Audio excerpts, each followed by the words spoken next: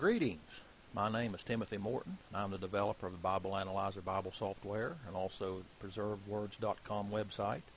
And with this video, we want to announce the completion of the digital edition of the 1611 King James Bible. As many of you know, this is the 400th anniversary of the King James Bible, and we have just completed a digital edition which includes all the original chapter headings, all the side notes and alternative readings. The italics are tagged, all the cross references with the original spelling and the original punctuation, and so forth. We've tried to make this 1611 edition as true to the first printed edition as possible. Let's take a look at some of the module information we have on this text.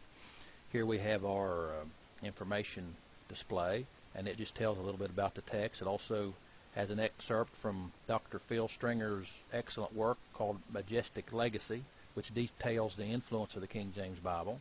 We also have the preface of the King James Bible here that was written to King James. And also we have roughly actual size image of the first chapter of Genesis. And we'll use this. Let's resize this just a little bit. We'll use this to show some of the changes that are in the digital version. First of all, look here and you'll see that there's chapter headings for each chapter. Also, we'll look down this column and you'll see that there's little asterisks and also small crosses and other footnote or text indicators within the text, and they're all down through there. You can see the italics are not in the black letter font, but the italics are in a regular Roman font. But these little indicators, such as this one, indicates this text here. Now, let's go over and we'll click our King James 1611. As you can see, here are the chapter headings. We have the same chapter headings that are found here, and these are also hot linked. You put the cursor over the verse which it refers to, and it will show in a pop-up, or you can click it and it will appear. It'll jump to that verse which is clicked. Here also you can see the indicators. Here's the indicator, it's in verse 3, and there is the reference that's in verse 3. Here's the one for verse 1, which is a list of references, which as you can see that are right here. Now, as an alternative, this is the appearance of the printed text, but as an alternative, you can click the footnote button and view these texts in line, these notes and these alternative readings, and the literal readings of the Hebrew and Greek original languages, and now they appear fully in line, and they also have hot links. There you can click or put the mouse cursor over a reference, and it will show that reference in a pop-up. And then you can also see and read the alternative readings or the literal reading of within the text itself. So this is, we've modified Bible Analyzer solely for the purpose that these footnotes and these all the things that were unique to the 1611 edition can be seen in this Bible Analyzer version. Another thing you'll notice which is new is you'll see here we have 14 books that are in a dark red font over in the Bible tree, and these are the books called Apocrypha. We'll click one of those, and as you can see, as true to the printed text, we have the word Apocrypha at the top of every page, because these are placed between the testaments, just like they are in the printed text, and not mingled in among the Old Testament as they are in the corrupt Greek texts that are floating around out there today. But these Apocrypha books also have the indicators and also have all the footnotes, and they can be viewed just as well by clicking, and can be viewed in line. And so we wanted to make this edition of the King James Bible 1611 as complete as possible. So to do that, we also had to include the Apocrypha. Of course, we do not believe the Apocrypha is Scripture. The King James Bible translators didn't either. That's the reason they put it between the Testaments, and why they tagged each chapter as an Apocrypha book at the top of each page. Now, just to show you how true, let's close this, our old image out there now, just to show you how true the King James, this edition of the King James Bible is to the original. It even includes the errors that are in the original. So here we'll go to Psalm 69:32, and you'll notice something here. We'll make it a little easier, we'll just get rid of the inline references. Notice it says, the humble shall see this and be glad, and your heart shall live and seek good. Is that what's supposed to say? No, that is a printer's error. And this is probably the most significant printer's error, and which you hear a lot of. You constantly hear people saying about how there's so many differences between the 1611 edition of the Bible and the current 1769 edition, but that is just a bunch of propaganda.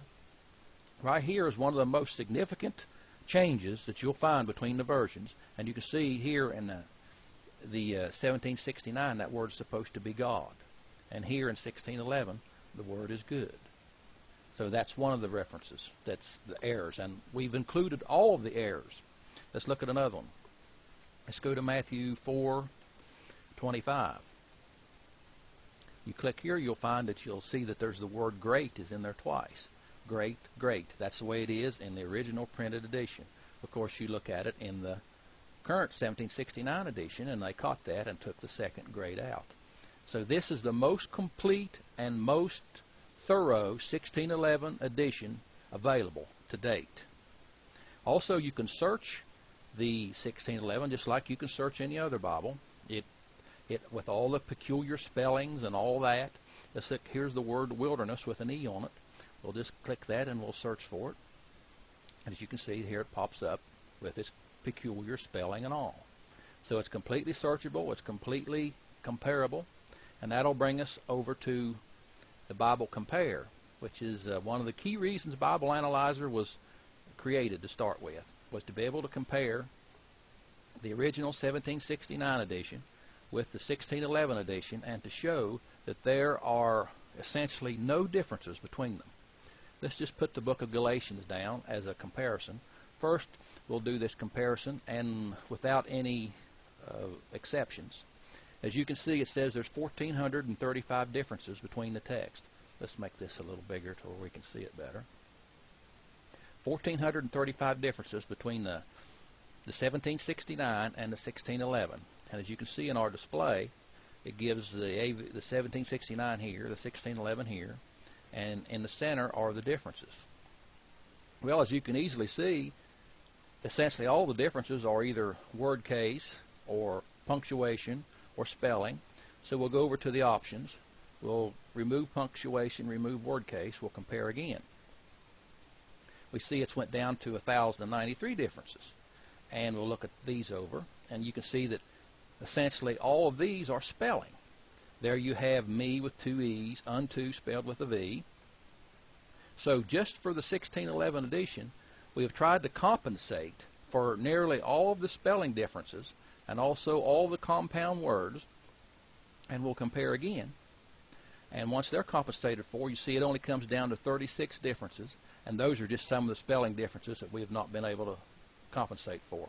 Like there is from, which is just a truncated, the M is taken off towards an FRO with an accent. So that's a spelling difference. We go on down. As you can see, the rest of the verses are identical, except here there is a ye for a you, or a you for a ye actually. We go down and find some more. Conversation is just a different spelling. We go down again and see. You can see all the critics will try to say that there's all of these thousands or tens of thousands of changes between the 1769 edition, which is the current edition, and the original 1611 edition.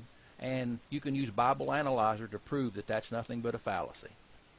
Here they are compared, and using Bible Analyzer's internal matching dictionary, which matches the spelling differences, or most of them, not all of them. As you can see, we haven't got the spelling matching dictionary is not complete as of yet, but it does the vast majority of the differences. And as you can see, the texts are essentially the same. And our contention has always been, when you take out the typographical errors or printer errors that you find in the 1611 edition, like in Psalms 69 or Matthew 4, that upon the hearing there is no difference between the 1611 edition and the 1769 edition of the King James Bible. But this is absolutely free. You can go to BibleAnalyzer.com. Right here's the address. Go to BibleAnalyzer.com and you can download the Bible Analyzer application absolutely free, and also download the brand new digital edition, which is exclusive to Bible Analyzer and was developed by a brother who wishes to be named anonymous, who typed it in by hand over a 2-year period, typed every bit of it in by hand.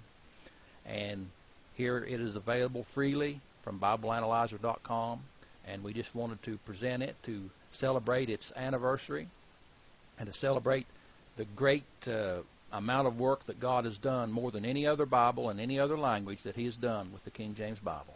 And we thank you for watching. Good day.